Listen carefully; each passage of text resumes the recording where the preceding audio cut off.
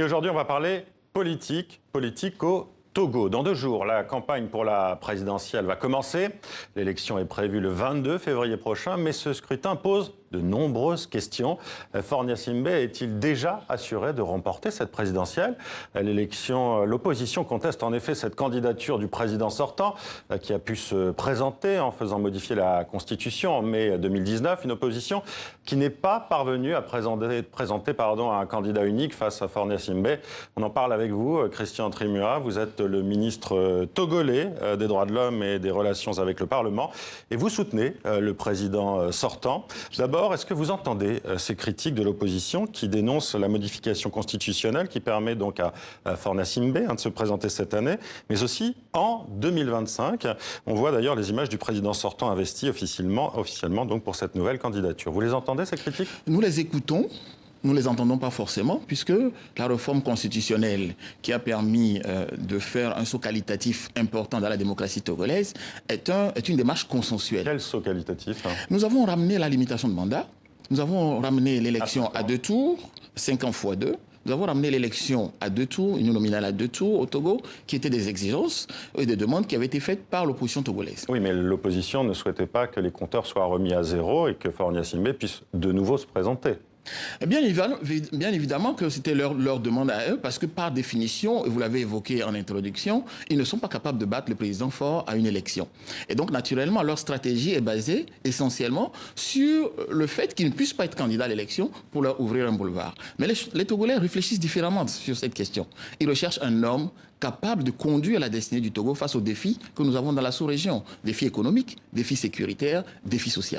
Alors, on va recontextualiser. Faure Gnassingbé est arrivé à la tête du pays en 2005, en succédant à son père qui avait dirigé le Togo d'une main de fer dans des conditions qui ont été très contestées à l'époque. Ça fait maintenant 15 ans qu'il est au pouvoir. Pourquoi se représente-t-il? Mais précisément pour d'excellentes raisons pour lesquelles nos compatriotes ont voulu qu'il soit candidat. La première, je l'ai évoquée tantôt. La sous-région togolaise dans laquelle le Togo se trouve traverse aujourd'hui d'importants défis sécuritaires, économiques, sociaux.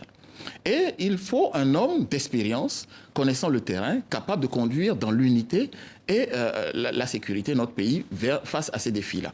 La deuxième, c'est que Faure Gnassingbé, vous l'avez dit vous-même, a fait ses expériences. Et donc aujourd'hui, c'est un homme d'expérience aguerri, un leader incontesté dans la sous-région. Et pour nous, c'est un avantage dont nous ne pouvons pas nous passer. Et le troisième, ce sont ses qualités humaines que nous n'avons pas suffisamment évoquées. C'est un homme humble, qui est proche de ses concitoyens, écouté, etc. Et donc voilà l'ensemble des questions, des critères qui ont permis aux Togolais de demander la candidature de Faure Gnassingbé à cette élection. Alors vous dites incontesté, mais il y a eu cette contestation justement massive en 2017 et 2018 contre le pouvoir de Faure Gnassingbé, contestation qui a été réprimée dans le sang.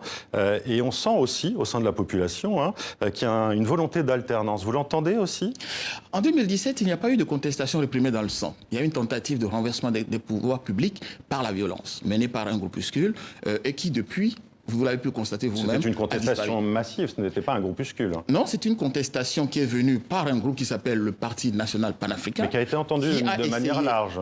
Ah non, qui a essayé d'agréger autour de cette stratégie un certain nombre de partis comme l'ANC, l'Alliance nationale pour le changement, et qui très vite se sont rendus compte de leurs différences d'idéologie, et ce mouvement s'est éclaté de lui-même.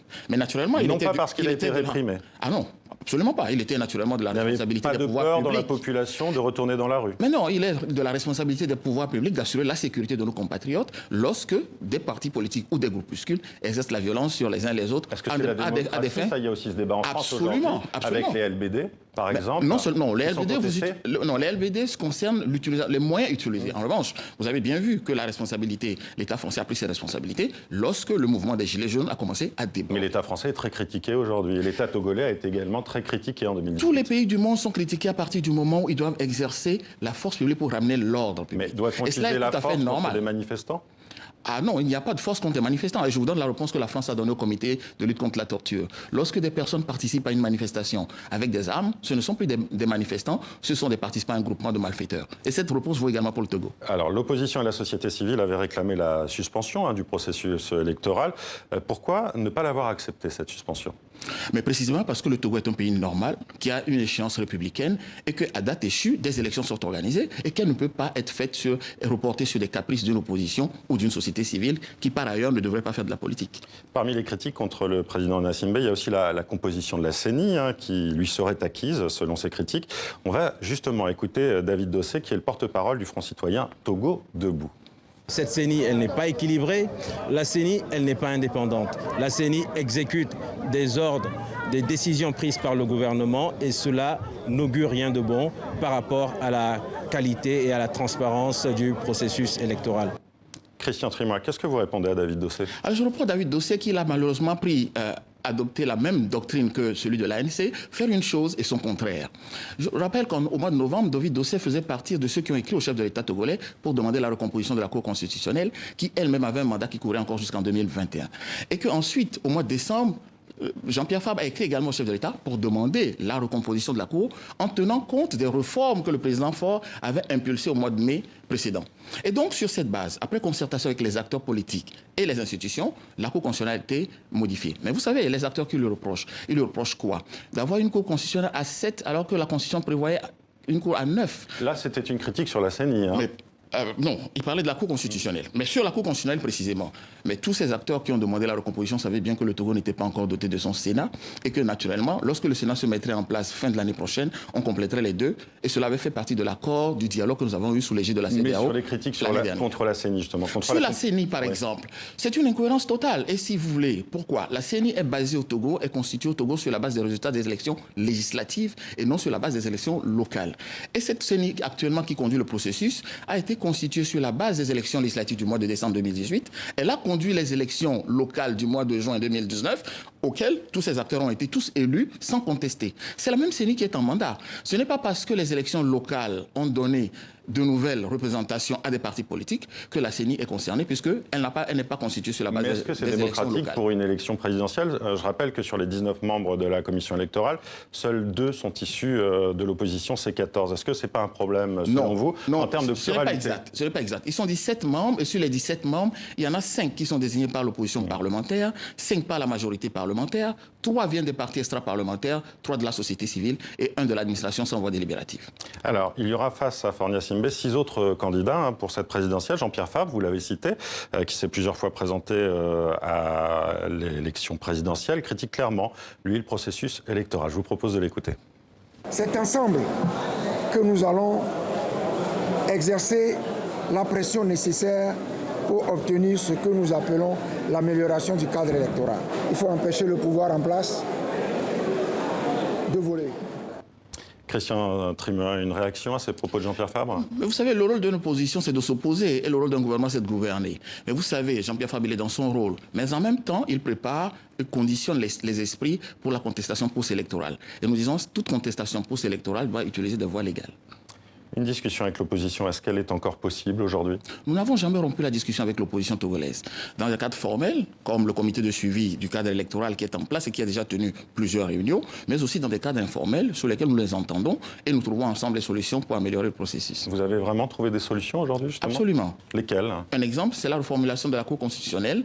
Un exemple encore, c'est l'audit du fichier électoral qui a été fait à la fois par une commission mixte OIF, Organisation internationale de la francophonie, et de la CEDEAO, et qui ont dit que ce fichier électoral, il est conforme aux standards internationaux pour une élection de cette envergure. Alors hier, les évêques du Togo ont appelé à un scrutin transparent dans cette élection présidentielle.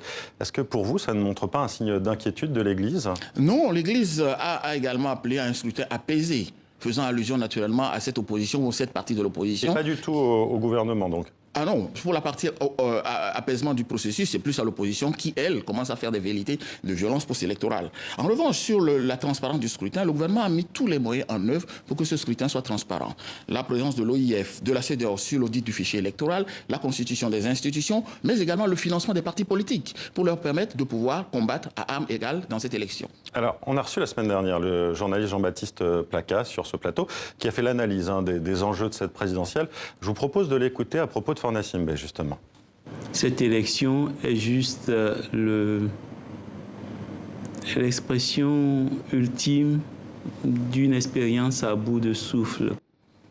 Qu'est-ce que vous répondez à Jean-Baptiste Plaka? Alors Jean-Baptiste Plaka est certainement un bon éditorialiste, mais lorsqu'il s'exprime sur le Togo, c'est un opposant politique qui s'exprime. Et naturellement, ses opinions sont sujettes à caution. Elles ne sont pas neutres, elles ne sont pas objectives, elles sont parfois instrumentalisées. On va revenir sur la question de la transparence. Comment garantir aujourd'hui que le scrutin sera transparent? Alors, parlons de Jean-Baptiste Plaka pour finir. C'est le compagnon du numéro 2 de l'ANC. Bien évidemment, vous comprenez que la solidarité familiale joue en sa faveur. Mais sur la transparence du scrutin, les différents candidats ont des délégués dans tous les bureaux de vote qui leur permettent donc de surveiller le processus. La loi togolaise le permet. Et le gouvernement prend en charge, pour tous les partis politiques et les candidats qui auront plus de 2% aux élections, la charge de ces délégués-là.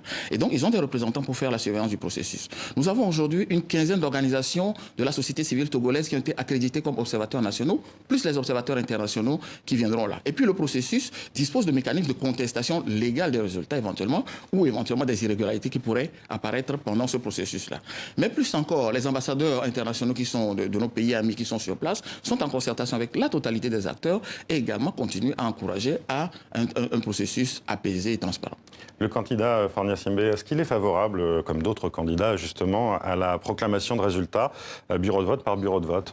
Nous avons toujours dit, nous sommes favorables à l'application intégrale